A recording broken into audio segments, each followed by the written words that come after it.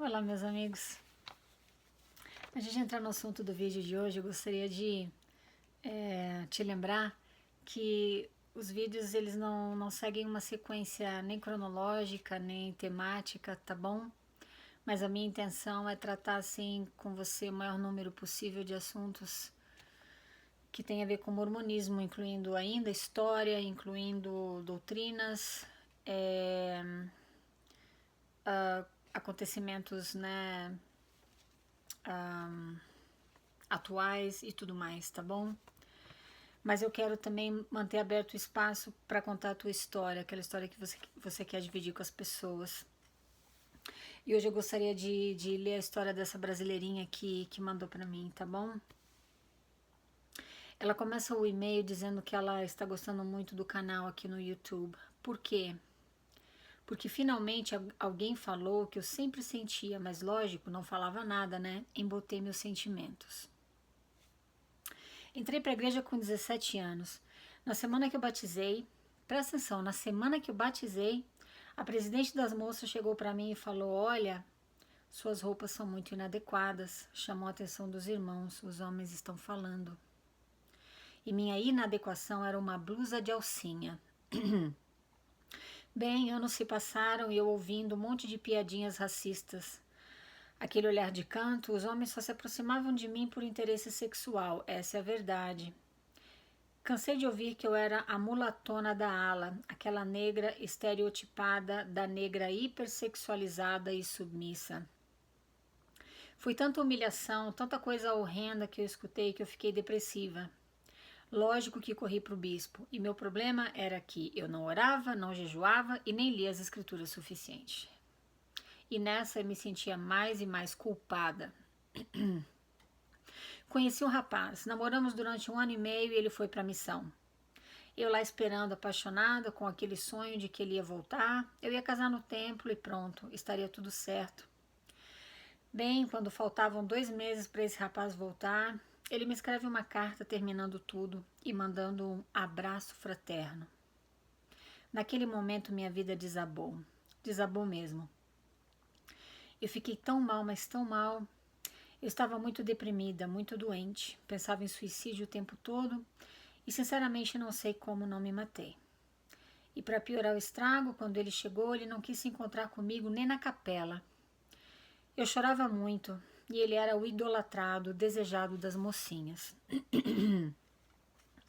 Depois de muito insistir, ele decidiu conversar rapidamente comigo e disse que havia tido uma revelação no templo de que eu não era a moça ideal para ele e que eu não era mulher digna de casar no templo. Ela coloca em letras maiúsculas, mulher digna de casar no templo. Pensa numa depressão feia. Fiquei assim. Hoje, 7 anos depois dessa história, já estando afastada há uns 5 anos e namorando um cara maravilhoso e 1 milhão de vezes mais homem que esse embuste. Aí ela coloca entre parênteses, tudo com meu namorado é maravilhoso. Ele não é o padrão da igreja, mas é um homem sensacional. E agora voltando a falar do ex-namorado, ela diz o seguinte: vejo que o que ele queria era o que todo mundo faz. Pega a negrinha, usa bastante, ela fica do lado carregando as pedras, serve de objeto sexual, porque ele era um tarado que queria ter sexo comigo o tempo todo, e a culpa era minha, porque eu provocava com meu corpo. E na hora de formar família, joga a negrinha no lixo e casa com a branca. Eu era sempre a errada. Eu já estava com 28 anos nessa época. Já me sentia tão velha, tão jogada às traças, tão sem futuro que me sentia indigna de estar na igreja. Depois disso fui procurar ajuda com psiquiatra, psicólogo e estou com eles desde aquela época, 7 para 8 anos já. Depressão grave. Já fiquei internada, já fiquei em auxílio-doença, já passei muito aperto por causa disso. E hoje em dia eu tenho vaginismo, porque durante anos eu ouvi que sexo era proibido, sexo era algo ruim, era isso, era aquilo.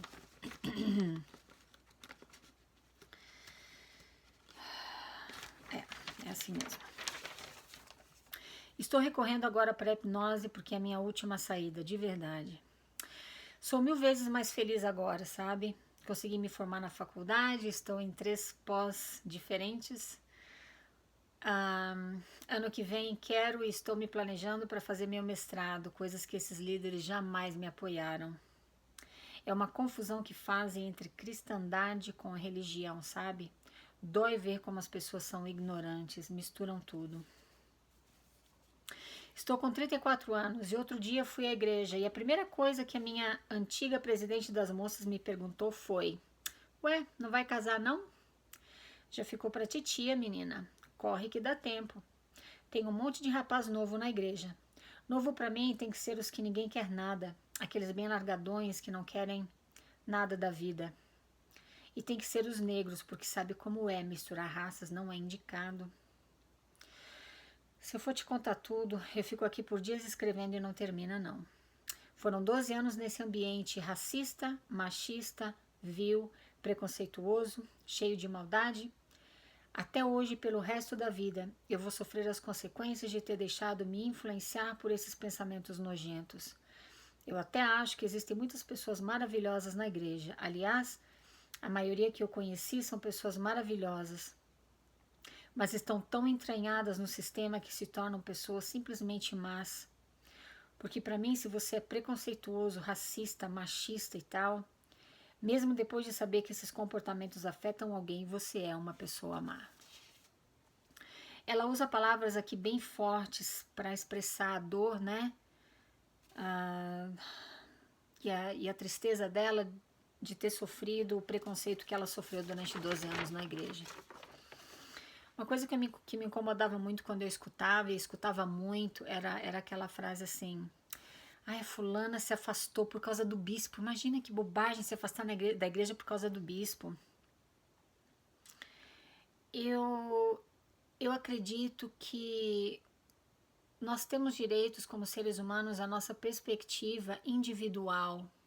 Ou seja, se eu e você estamos, por exemplo, na igreja, e para você faz bem, você se sente amada, aceita, tudo bem, mas isso não significa que eu não tenha o direito de me sentir vítima de abuso, como no caso dela aqui. Ela sentiu na pele o preconceito, ela se sentia um objeto sexual. Então, a perspectiva dela, os sentimentos dela deveriam ser honrados e respeitados. Ela deveria ter o direito de virar as costas e deixar de fazer parte dessa instituição sem ter a reputação dela jogada na lama. Porque você sabe muito bem que quando a gente sai da igreja, a gente recebe todos aqueles rótulos, né, dos quais nós já falamos. O principal deles, né, apóstata, né, fraco e tudo mais. Que, por sinal, faz parte do modelo Byte que nós conversamos também no outro vídeo. Foi chamada a atenção dela porque ela estava usando alcinha. Engraçado que na igreja realmente existe essa prerrogativa de que a mulher é responsável pelos pensamentos dos homens, né? Você tem que se vestir de um jeito, de preferência com uma aparência assexuada, porque se você valorizar, mesmo que de forma elegante, uma parte sexual do teu corpo, vão te chamar atenção, né? Chamaram a atenção dela aqui e ela só tava com uma blusa de alcinha. Como é que esses homens fazem quando saem na rua, né? Não olham pra ninguém, porque a mulherada na rua não se preocupa com o que os homens pensam, né? Elas se vestem como elas querem se vestir, pronto. Ou melhor, não se preocupa com o que eles pensam, talvez não seja a colocação correta, talvez seja, elas não se sentem responsáveis pelos pensamentos e sentimentos dos homens, mas na igreja existe isso sim. Se o homem está te cobiçando, a culpa é tua. Você precisa mudar a maneira de se vestir. Então, quando você vai à igreja, você vê as pessoas vestidas basicamente do mesmo jeito. É interessante ver isso no modelo Byte também, né? As mulheres de saia que cobrem o joelho ou que estão um pouquinho só acima do joelho, a blusa sempre cobrindo o ombro, escondendo, né, bastante o decote aqui, não pode ser muito decotada, né? Os homens têm que estar barbeados, de gravata e cabelo curto de preferência, né? Esse é o padrão e quando alguém se veste de forma diferente, pum, aquela pessoa chama atenção. Pode observar, todo mundo olha. Dali uma semana ou duas, aquela pessoa está se vestindo igual ao restante da comunidade, porque alguém vai chamar a atenção dela, como aconteceu com essa moça aqui. Quando eu fui na comunidade de Cristo, como eu já comentei com vocês anteriormente, Eu vi uma diversidade muito grande. Eu vi muitos ombros, que na igreja mormon brigamita, ombro é considerado pornográfico, né? Não, você não mostra o ombro porque o gami te cobre ali, né? Não, não pode mostrar o ombro, tá? Tudo bem. Desculpa, né? Fui sarcástica de novo. Mas é que isso é tão sem sentido. Eu vi na comunidade de Cristo muitos ombros, eu vi mulheres tatuadas, eu vi mulheres de calça, eu vi homens sem gravata, eu vi homens de cabelo comprido, eu vi transexuais tendo chamados e participando da Irmandade como um ser humano igual a todos os outros, porque é isso que ele é. Aquilo é uma religião, é uma igreja, não é uma seita. Eu senti neles, nessa diversidade tão grande, eu senti uma naturalidade, uma espontaneidade e ao mesmo tempo uma reverência tão grande na medida em que eles realizavam os serviços de adoração deles, que eu nunca senti na igreja mórmon. Ninguém precisa olhar para ninguém, ninguém chama atenção, porque todo mundo é diferente, não é como na igreja, todo mundo tem que ser igual. Se alguma coisa mudou, o irmão aparece lá na igreja, né? Na igreja mórmon brigamita, sem gravata e barba por fazer, um dia aquele ali está com problema, o que está acontecendo com ele, né? É bem assim que acontece. Ela falou uma coisa aqui que me chamou muita atenção. Ela disse que a maioria das pessoas na igreja são maravilhosas, mas quando você, mas estão tão entranhadas no sistema que se tornam pessoas simplesmente más. Porque se você é preconceituoso, racista, machista, mesmo sabendo que isso afeta alguém, você é uma pessoa má. Eu concordo com isso e mais do que isso, eu me sinto muito mal porque eu era uma dessas pessoas. Eu vou falar para você uma coisa sinceramente, do fundo do meu coração. Eu me tornei uma pessoa melhor quando eu saí da igreja, tá bom? Eu acho que eu já comentei com vocês anteriormente.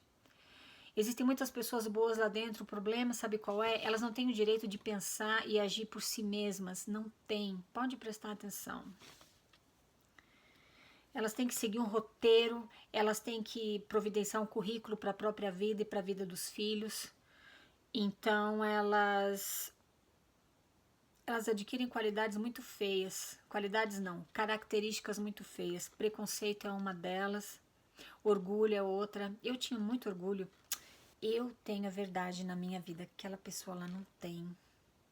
Quando eu era solteira, se uma moça era bem bonita, né? Eu me sentia assim, um patinho feio, pensava, mas ela não tem o evangelho, eu tenho, então eu sou mais especial do que ela.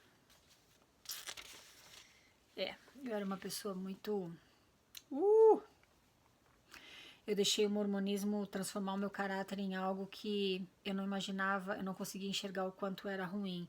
Eu era perfeccionista e esperava o perfeccionismo das pessoas, isso também já conversei com você. É onde a religião, às vezes, ao invés de ajudar, atrapalha. Ao invés de edificar, destrói. Ao invés de você amar, né, incondicionalmente, aceitar as pessoas pelo que elas são, você presta atenção na aparência, você exige delas um comportamento uniforme, né, dentro da comunidade. E a gente pode acabar causando problemas como essa moça teve, né, ou tendo problemas como ela, em que ela caiu numa depressão. A minha sugestão para você, seja na igreja mórmon ou em qualquer outra igreja, ou instituição, ou comunidade da qual você faz parte, se você não se sente aceito, bem-vindo, pelo que você é, pelo que você tem de bom. Presta atenção se você quer se sujeitar a isso. Procura não te auto-sabotar, porque Deus não pede isso de você, não. Esse mal-estar que existe na igreja mórmon, esse mal-estar que ela sofreu lá, inclusive por esse rapaz, né, que namorou com ela e depois, pum, jogou ela de escanteio. Esse mal-estar não vem de Deus, vem de homens. Te lembra disso. Deus quer que você ame a você mesmo e seja feliz. Tá bom? Obrigada por me escutar. Falamos na próxima. Tchau, tchau.